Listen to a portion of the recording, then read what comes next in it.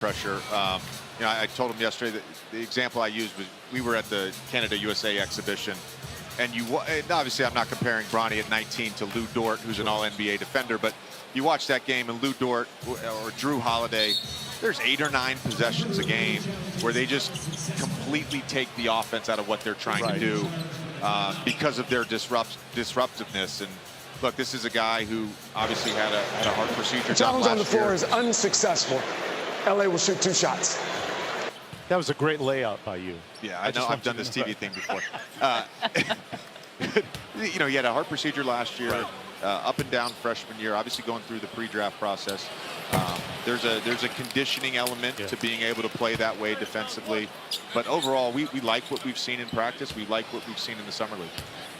This is a unique situation. Obviously, the son of one of the greatest to ever do it, in my mind, the greatest to ever do it. But he's also under extraordinary scrutiny. How do you and how does the organization help a 19-year-old navigate that kind of scrutiny? I think you just have to let go of outcomes, and you have to just enjoy the process of being in the NBA, getting better. We're placing a heavy emphasis on our player development as we build this program out, and he's obviously case study number 1. He's going to be a big part of what we do in our player development program. We're going to invest heavily on him. He's got to fall in love with that process and let go of outcomes.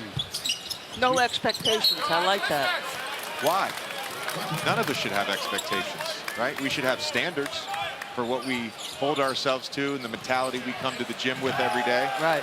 But you can't control outcomes. That's the expectation, is the work you put in. Yep. Let's talk a little bit about Mr. Connect, because he got off to a very good start. And I think the thing that I like the most, JJ, was he's doing more than just shooting the basketball. He's got a great feel as a basketball player. I thought his passing in that first quarter was excellent. And a lot of that was in transition, where he's playing at an advantage and he's just making the right basketball play. We know he can shoot the ball. I spent 30 minutes with him yesterday on the court after practice with live defense, going through some actions and just working with him on creating separation. And in that drill, he shot pretty darn well. I know he can shoot it. So it's the other parts of his game, the defense, the rebounding, the passing, just the feel of the game that I also have been impressed with. And obviously we know in the NBA, you have to be a two-way player to make an impact. And defensively, he's got to improve like any rookie. So when you look at your squad now, how will you guys visually, to the layman, look different next year